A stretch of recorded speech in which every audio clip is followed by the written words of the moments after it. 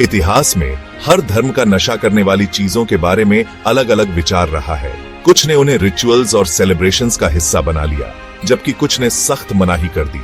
इस्लाम में शराब के बारे में साफ है, ये पूरी तरह से हराम है। ये मनाही ऐसे ही नहीं है, बल्कि शराब के इंसान और समाज पर बुरे असर की गहरी समझ से आती है। कुरान, इस्लाम की पवित्र किताब, शराब को बुरा बताती है।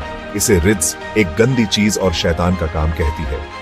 सूरह अल-माइदा आयत 90 में अल्लाह ताला कहते हैं, ए ईमान वालो, नशा, जुआ, पत्थर के थान, अल्लाह के अलावा किसी और के लिए और तीरों से भविष्यवाणी करना सब शैतान के काम की गंदगी है, इसलिए इससे बचो ताकि तुम कामयाब हो सको। यह आयत इस्लाम के शराब के बारे में विचारों का आधार है। इसमें कोई डाउट नहीं है। साफ कहा गया है कि हर तरह का नशा गंदा है और शैतानी ताकतें हैं जो असली कामयाबी और खुशहाली में रुकावट डालती हैं।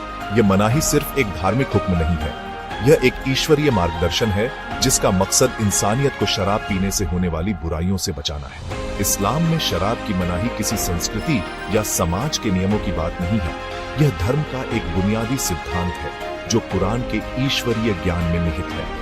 इस मनाही की सच्चाई और ताकत अल्लाह की नजर में इस मामले की गंभीरता को दर्शाती है और सभी ईमान वालों के लिए शराब से दूर रहने के महत्व पर जोर देती है।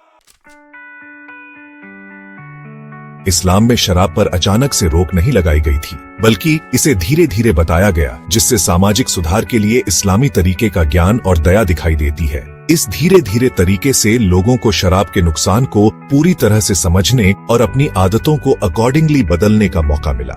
शुरू में कुरान ने शराब के नशे और लत की बात बताई, लोगों को इसके बारे में चेतावनी दी कि यह उन्हें नमाज और अल्लाह के जिक्र से दूर ले जा सकता है।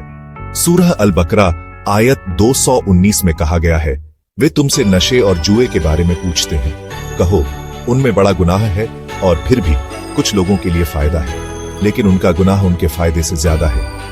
यह आयत शराब के कुछ फायदों को स्वीकार करती है, लेकिन जोर देती है कि इसका नुकसान किसी भी अस्थायी प्लेजर या सामाजिक फायदों से कहीं ज्यादा है।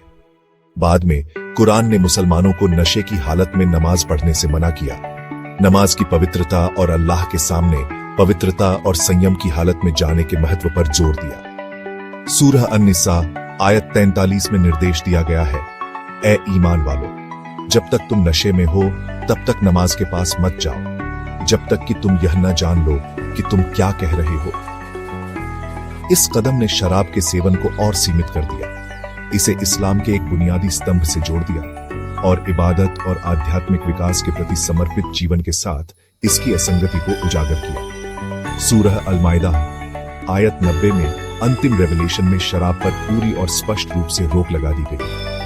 इस ग्रेजुअल अप्रोच से मुसलमानों को शराब के नुकसान को समझने और इस रोक के पीछे के तर्क को समझने का मौका मिला, जिससे इसे अपने जीवन में स्वीकार करना और लागू करना आसान हो गया।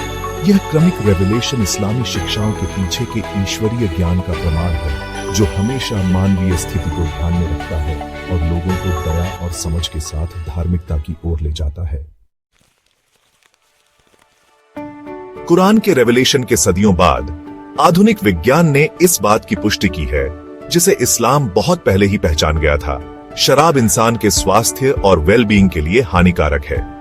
व्यापक शोध ने शरीर के लगभग हर ऑर्गन सिस्टम पर शराब के हानिकारक प्रभावों को स्थापित किया है। शराब का दुरुपयोग दुनिया भर में प्रिवेंटेबल मौत का एक प्रमुख कारण है, जो कई बीमारियों में योगदान देता है, जिनमें लीवर सिरोसिस, हृदय रोग, स्ट्रोक और विभिन्न प्रकार के कैंसर शामिल हैं। यह इम्यून सिस्टम को कमजोर करता है, जिससे लोग इन्फेक्शंस के प्रति अधिक संवेदनशील हो जाते हैं। गर्भावस्था के दौरान शराब का सेवन फीटल अल्कोहल सिंड्रोम का कारण बन सकता है, जिससे बच्चों में कई तरह की शारीरिक, मानसिक और व्यवहार संबंधी डिसेबिलिटीज हो सकती है। अपने शारीरिक प्रभावों के अलावा शराब का मानसिक स्वास्थ्य पर सिग्निफिकेंट प्रभाव पड़ता है। यह एक डिप्रेसेंट है जो ब्रेन केमिस्ट्री को बदल देता है, जिससे मूड डिसऑर्डर्स, चिंता और अवसाद होता है। शराब का दुरुपयोग बढ़ती आक्रामकता, हिंसा और अपराध दर से स्ट्रांगली जुड़ा हुआ है, जो व्यक्तिगत और सामाजिक सुरक्षा के लिए एक महत्वपूर्ण खतरा पैदा करता है। शराब के नकारात्मक परिणाम व्यक्ति से आगे बढ़कर परिवारों और समुदायों को प्रभावित करते हैं। यह घरेलू हिंसा, बाल दुर्व्यवहार और उपेक्षा, और रिश्तों के टूटने में योगदान देता है। शराब से संबंधित दुर्घटनाएं मौत और चोट का एक प्रमुख कारण है, जिसके परिणाम स्वरूप हेल्थ केयर सिस्टम्स पर सिग्निफिकेंट आर्थिक बोझ पड़ता है और उत्पादकता का नुकसान होता है। ये दूरगामी परिणाम इस्लाम में शराब की मनाही के ज्ञान को रेखांकित करते हैं, एक ऐसा मार्गदर्शन जो न केवल व्यक्तिगत वेलबीइंग की रक्षा करता है बल्कि समाज के ताने बाने की भी रक्षा करता है। जबकि शराब की मनाही इस्लाम का एक मूल सिद्धांत है, इसका संदेश धार्मिक सीमाओं से परे है। यह सभी मानव जाति की बेहतरी के लिए एक सार्वभौमिक संदेश है, चाहे उनका धर्म या बैकग्राउंड कुछ भी हो। कुरान इस बात पर जोर देता है कि इसकी शिक्षाएं केवल मुसलमानों के लिए नहीं है, बल्कि पूरी मानव जाति के मार्गदर्शन के लिए है। शराब से जुड़े नुकसान किसी विशेष धर्म, संस्कृति या भौगोलिक स्थिति तक सीमित नहीं है। वे सार्वभौमिक सत्य हैं जो सभी बैकग्राउंड के लोगों को प्रभावित करते हैं। ऐसे पदार्थ से परहेज करने का ज्ञान जो व्यक्तिगत और सामूहिक वेलबीइंग के लिए इतना बड़ा खतरा पैदा करता है, एक ऐसा संदेश है जो सभी धर्मों के लोगों और किसी भी धर्म को न मानने वालों के साथ प्रतिध्वनित होता है। इस्लाम का शराब पर रुख प्रतिबंध लगाने या व्यक्तिगत स्वतंत्रता को सीमित करने के बारे में नहीं है। यह एक स्वस्थ, अधिक न्यायपूर्ण और दयालु समाज को बढ़ावा देने के बारे में है। शराब की मनाही पूरी मानव जाति के वेलबीइंग के लिए इस्लाम की चिंता का प्रमाण है, जो इस हानिकारक पदार्थ के हानिकारक परिणामों से मुक्त दुनिया की वकालत करती है।